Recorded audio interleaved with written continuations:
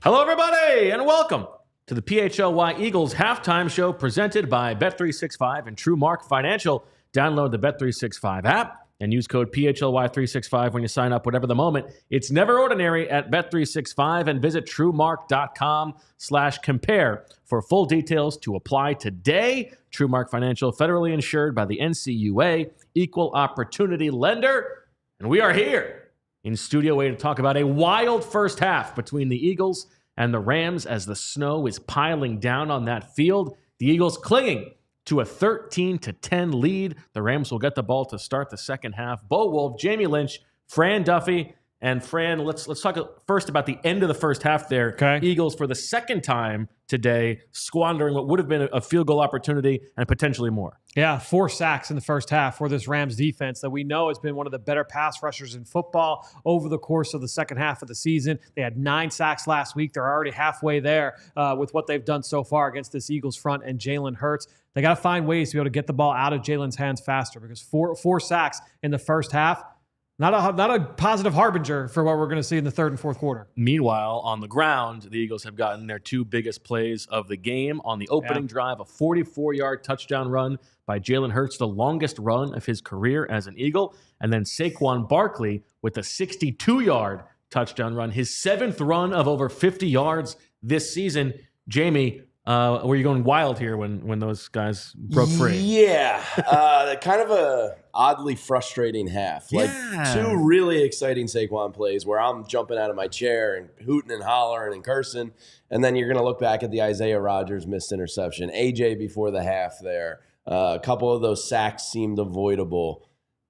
I hope this isn't something we're looking back at post-game going like, man, if AJ came up with that one at the 2-yard line, it's a totally different game. So they're controlling the game, but it's oddly frustrating at the same time. Yeah, some missed opportunities. You mentioned the AJ one. That was the final possession of the first half there. Back shoulder. Good to see him throwing the ball down the field.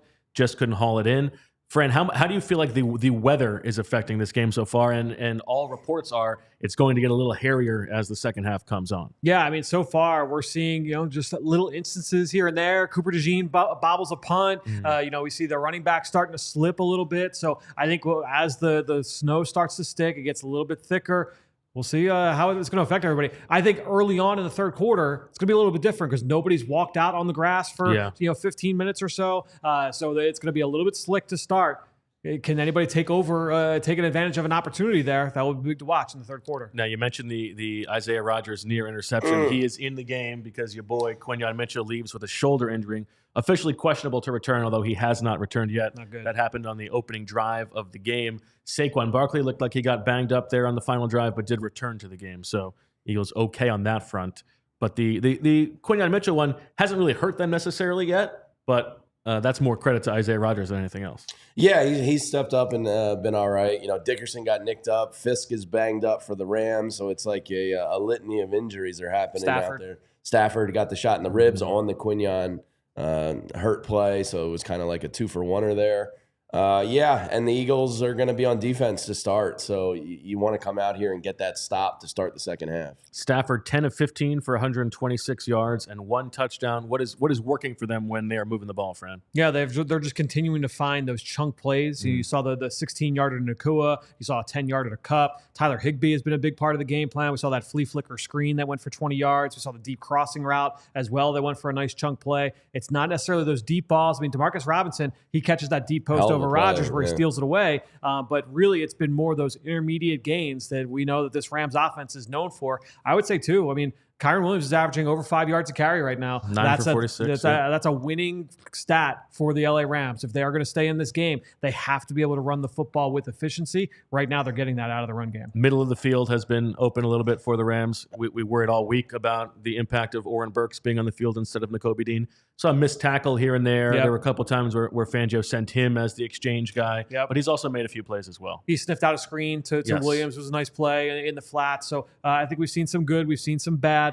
I think the big thing at the end of the day is, again, we've talked about this. Now we're at a 2-quarter sample, a 1/2 sample. It's a tight game, 3-point game. Who's going to make the plays when they matter?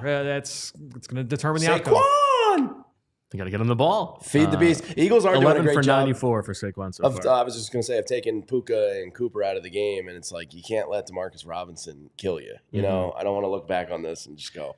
It is nerve-wracking because I know that this is going to be a tight half and the weather is going to play a huge role. But after last night, you do feel that if anything less than getting to the Super Bowl for the Eagles right now would be considered a pretty significant failure. Yeah. I mean the roadmap is laid out here where you should be hosting an NFC champion. The thing that's killing them is the sacks. They are not playing well enough to just shoot themselves in the foot here over and over again. Fran, you went through a couple of I hated the game management on that final drive. I mean, what are we doing? And you said a lot of it was happening on third down. Yeah, I mean, three third down sacks. Look, defensively, they've also got some negative plays on third down as well, especially in the run game. That is the big thing, is if the success rate for Kyren Williams is high, but they can get those critical stops on third down, that might be enough. McVay has been a little bit more aggressive on fourth down this season than what we've seen from years past. He's already gone for it once on fourth down. We'll see if that can continue. But stopping them on the run on third down would go a long way. All right. I mean, how you guys feeling? Confidence meter 1 to 10? God. Want to throw up? How nauseous are you? Kind of on the verge of puking. Yeah. See, I'm a stress eater, so I'm going to go pound some more mac and cheese out in the office space. I think they get it done. I'd say my nervousness is at like a 7.5 out of 10, though. All right. A lot of mistakes. Let us know how you're feeling in the chat, and then come back and hang with us after the game one way or another. So let's get a thumbs up for some Eagles. Good luck here. Come on, chat. That's right. On behalf of Bet365 and TrueMark Financial, that'll do it for the PHLY Eagles halftime show. Hit the like button. Subscribe, all that good stuff. Rams set to get the ball. Eagles holding on to a 3-point lead as they try to get to the NFC Championship game, a game they would host against the Commanders. Can they do it? Yeah. I don't know. As always, we love you. See you later. We all silly like the mayor.